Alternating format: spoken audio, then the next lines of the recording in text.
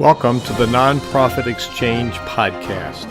Stories by leaders for leaders to help you raise the bar on your own excellence, to release the potential inside of you.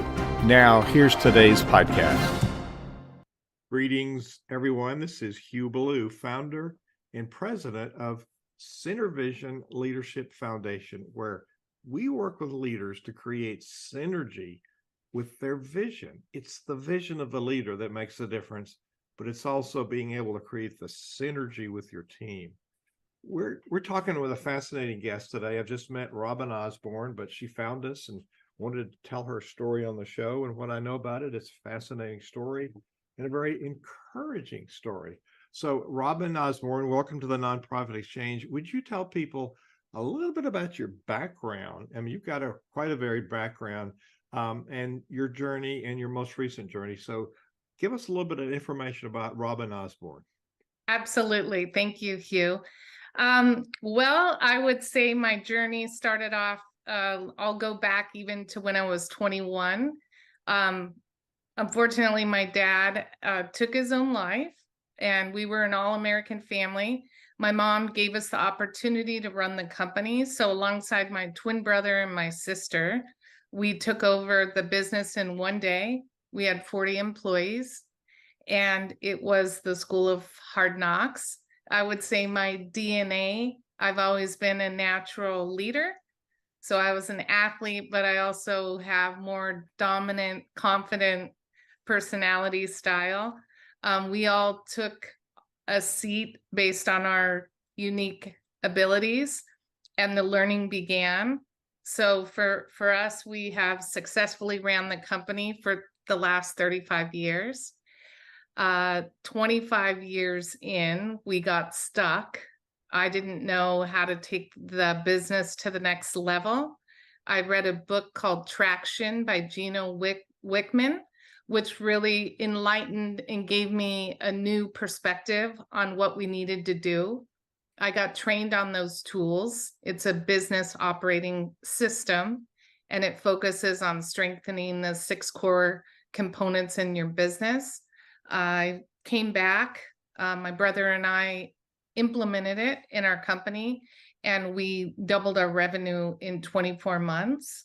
So for me, the journey, the learning was that I wasn't being an amazing leader. I wasn't actually in alignment with our core values in our company. And hence, this was part of the stuck of why we couldn't grow.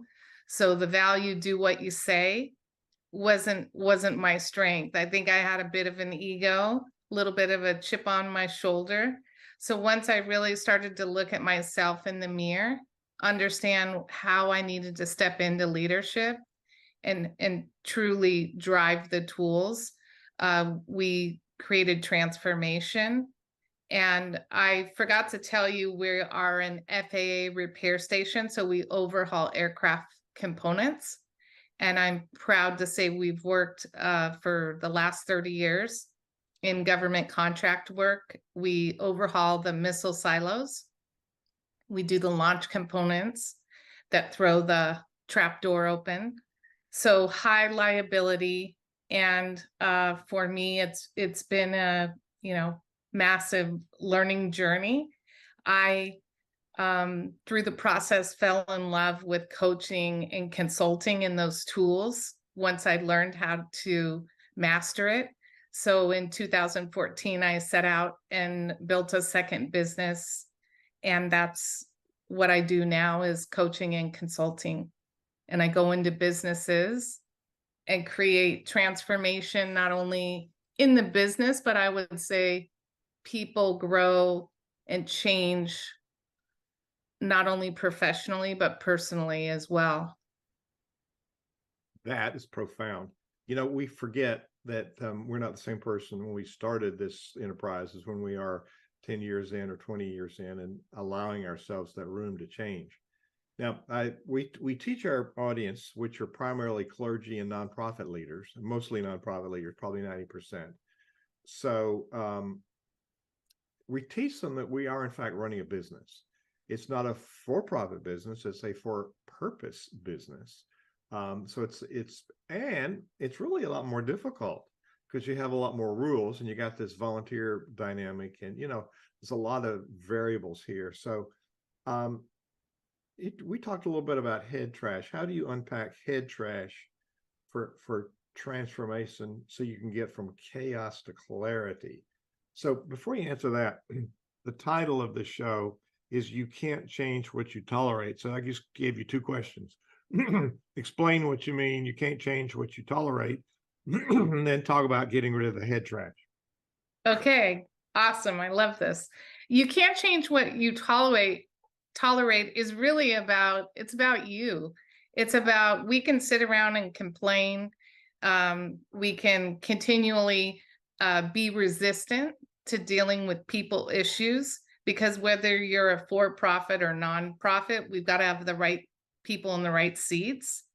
And what I find is people are not, they like to, they're aware of the issue, but they're not addressing it. They're not actually having the difficult conversations. And in order to create change, we really need to get open, honest, and transparent with what's in the way. And I would say, first and foremost, we need to start with ourselves. We need to truly look in the mirror. So the term head trash, which I really like, and I actually own the domain headtrash.com. How can you unpack it? It's what I like to think of head trash is your inner voice. So the inner roommate. What is it that internally that your negative self-talk? What are you saying about yourself? So are you not enough? Are you not smart enough? Are you not good enough? Like, what is that we need to get to the root of? Where are you, holding yourself back because you're telling yourself a lie, basically. So I like to peel back the layers with my clients. The other thing is, how are we operating in assumptions or interpretations that actually aren't true? So those can be blind spots that really create or keep us in chaos. And then the other thing is the limited beliefs. And limited beliefs can start from when we're very young. But I'm a very, strong advocate in really listening and hearing what words people are using. So if they're in always or never, or I don't know, sort of, kind of, probably, I think so, there's no clarity there. So we need to really pause and dig deeper. So head trash, as far as working with your colleagues, is first and foremost, I would say, seek to understand. So don't make an assumption, and really ask how and what oriented, open-ended questions to really understand what's going on, rather than we think we know what's truly going on. But pausing, and I call that power of the pause, is very enlightening when you're looking to improve your team. And it's just, even in your personal relationship with a significant other, it works the same personally as it does professionally. The power of the pause. Elaborate on that a little bit. So the power of the pause is, are we listening to hear, or are we listening to react? That's right. When I first studied coaching, my coaching teacher said pause 3 seconds after they finish talking, and which does give you time to think, but it also validates that you've been listening. And sometimes I can tell when I'm talking to somebody, they're not listening, they're formulating their answer. So I don't want to set the wrong role model. So there's a lot of things you said in that short narrative to the answer the question, but I think we have inherited, and it's magnified somehow in the nonprofit sector. We've inherited some myths about leadership, and whether you're dealing with a $100 million revenue company and you have people that are paid high salaries, or you're dealing with a community charity and you have volunteers, there's still a responsibility to respond to people who are not functioning up to standard, up to the so there are a lot of ways that we set it up as a leader, with not clear expectations, but we make it worse by not doing what you said. We don't address it. And of course, there's things you can address in a group and things you have to address one-on-one. But what happens when so let me give you an example. As a conductor, and I'm doing a rehearsal, and if the trumpets are too loud, if I don't address it, people are saying, what's wrong with him? So that's a bad leader. So if I stop and I say, trumpets, it's too loud, take it down one dynamic. Well, I didn't insult them. I didn't criticize them. I analyzed what's going on. They made a note. I said, let's do it again. And they fixed it. So I addressed it. I didn't make it personal. I said, this is what we do. And then I said, let's have another go at it. But I find leaders, even power leaders, that don't want to do that because they got some myth about, it's not polite to do that. What's going on there? Well, again, I think part of that is their own head trash. So depending on what it is they're assuming, like if they don't want to come off, mean or overly aggressive or negative, what I would say is, what is their, the pattern? What is the trend in their life where that's been reinforced? The other thing that I like to do is, which is wonderful for a nonprofit because they are a purpose-based business, is always communicate from the values. When you're really wanting to let someone in on what it is they need to raise the bar on, use the values, because it's not personal. It's always for the greater good of the organization. And so I like the compliment sandwich.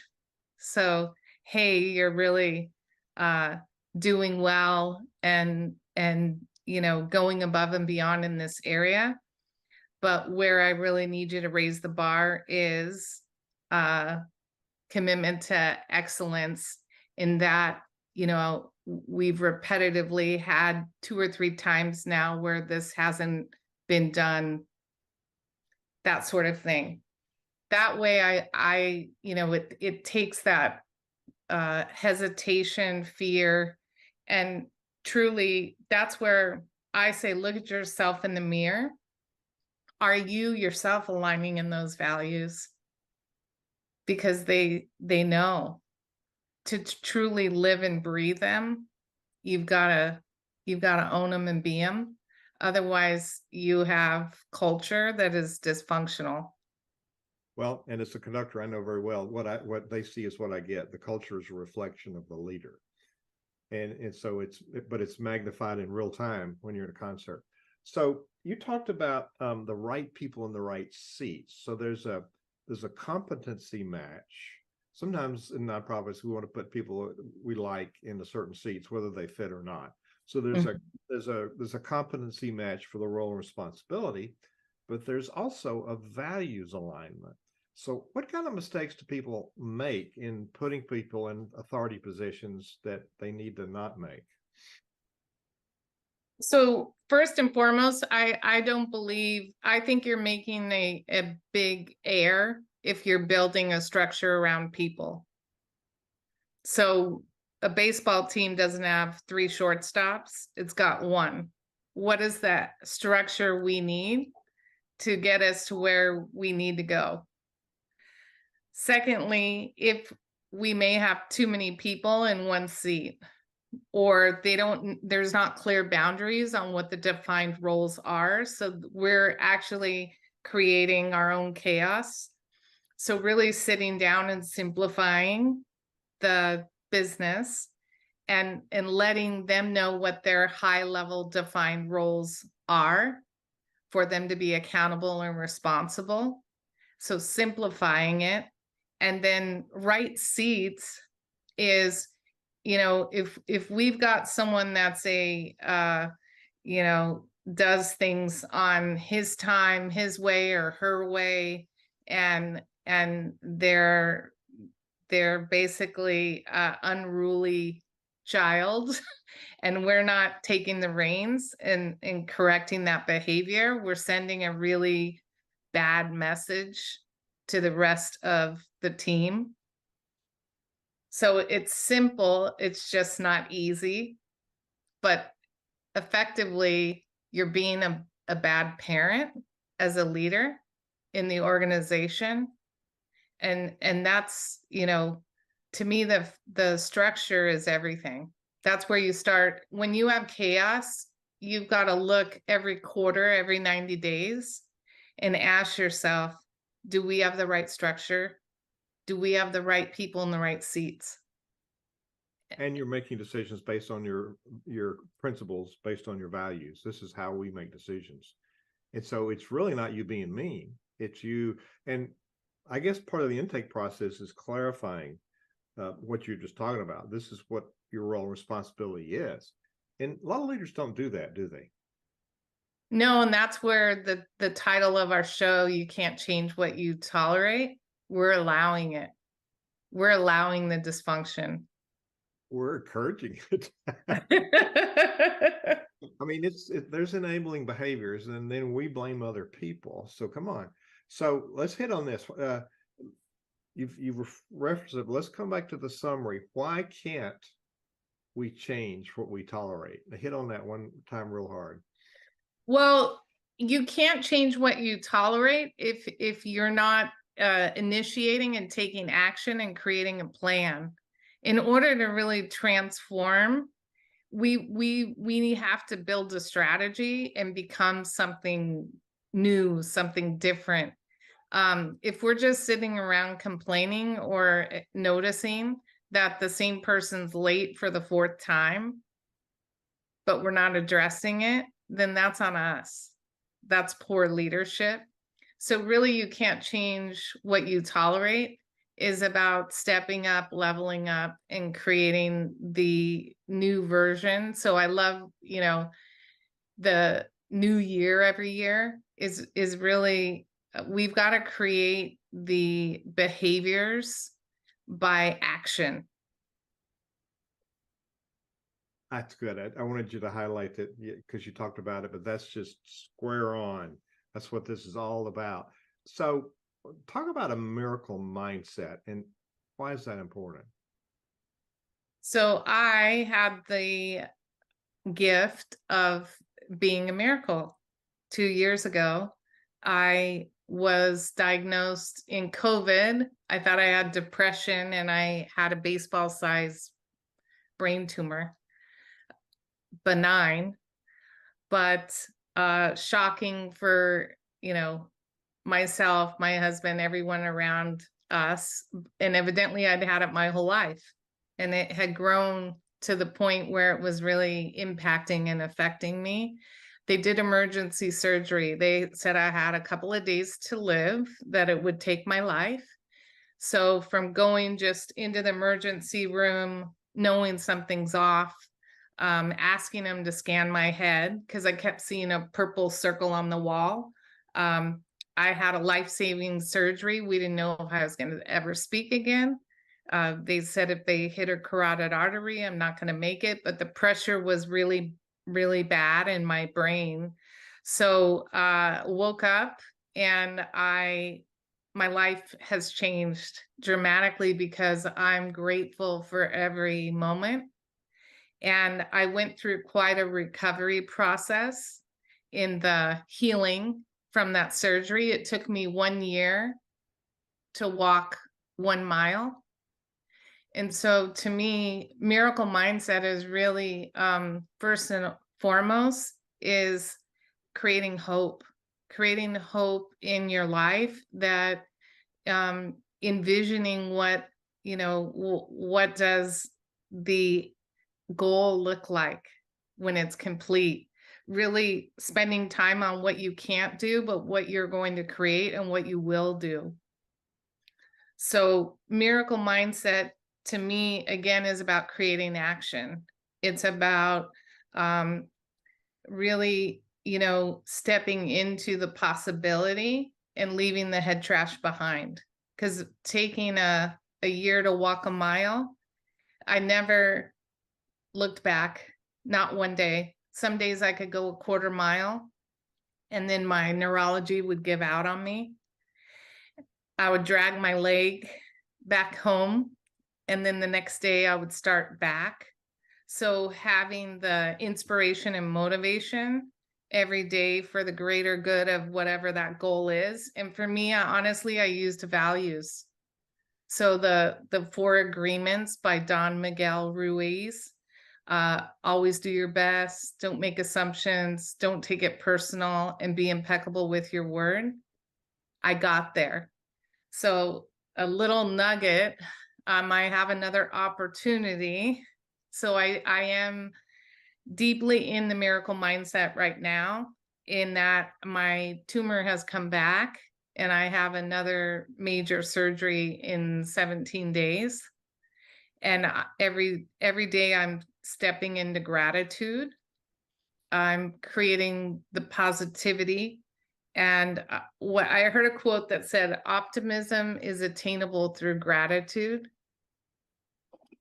And that really resonated with me, because here's the truth. I could be facing, death, but in my miracle mindset, it's really about what is my next journey. I believe, being called for a higher calling.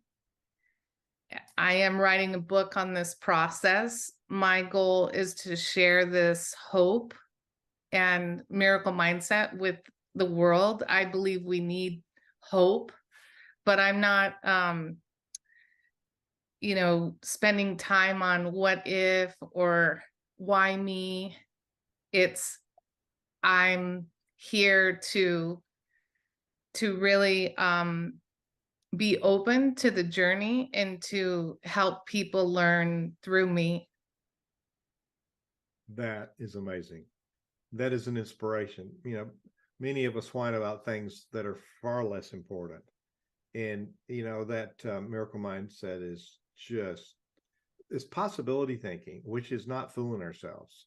It is, I've accomplished things in my life that had no logical reasons to work. And so I know I'm proof that does work. And so I appreciate you. You're a brave warrior, and you are making a difference just by sharing your story with people. And I want to add one more thing. God's the hero in my story. It's not me. So I get a lot of certainty and comfort in that. Absolutely. Talk about adversity warrior and stepping into your power. A little bit more about that. Yeah. So, I look at my life and everything, and here's the truth. We're all adversity warriors. Okay. Life isn't easy. We always have issues. So instead of calling it peaks and valleys, I call it peaks and pre-peaks, because we're always on the cusp of a breakthrough. So again, adversity warrior is having a positive outlook on whatever you're facing, no matter what. So an adversity warrior adapts and pivots and comes from what my definition of hope as an acronym is: having only positive energy. So again, it's stepping into not, I would say it's really like right now, my mantra is I am healed. Love it. Love it. That is powerful. So we're recording this episode in December of 2023. And before the end of this year, you will be having your surgery. You're redirecting your web page to your Caring Bridge page. So if people want to keep up with your progress, they can just go to Robin Osborn, ROBINOSBORN.com. And for the time being, it's redirected. When you're back and doing your work, it'll go back to your website. So it's you had so many helpful sound bites in this interview, so people can see the transcript and read that. They can also listen to it and view it. So if you want to find this, you're listening to the podcast, you can go to the nonprofitexchange.org, the nonprofitexchange.org. That's a function of Center Vision Leadership Foundation. We have a community of nonprofit leaders. We support each other. We learn to do better. And you can find us at nonprofitcommunity.org, nonprofitcommunity.org. We are taking applications for new members, and this is where we do the kinds of things Robin's talked about, but it's the peer-to-peer camaraderie, and you'll find this is like a workshop. It's a refresh. How do we think of new ways about our work? Robin, you've been a great inspiration to me. I learn every week, but I've learned some new stuff today. So what do you want to leave people with? A word of encouragement, a thought, a challenge? What do you want to leave people with today? I would like to say, take action and initiate. Hope starts with you. It really is internally about believing and continue to grow. So I just became commissioned as a C12 chair, which is a peer-to-peer advisory group. And I'm launching in Yorba Linda. And it's for Christian CEO business owners and executives. And I would just like to say, I'm on a temporary pause because I will be an adversity warrior for what's in front of me. And then I look forward to helping people, business owners become better. And so my message is, please pray for me. I would like to ask everyone if they could please pray for me, but I would just say, believe. Absolutely. So that's I'll repeat, you're brave. And thank you for sharing your wisdom today with our listeners on the Nonprofit Exchange. Thank you. Thank you for listening to the Nonprofit Exchange.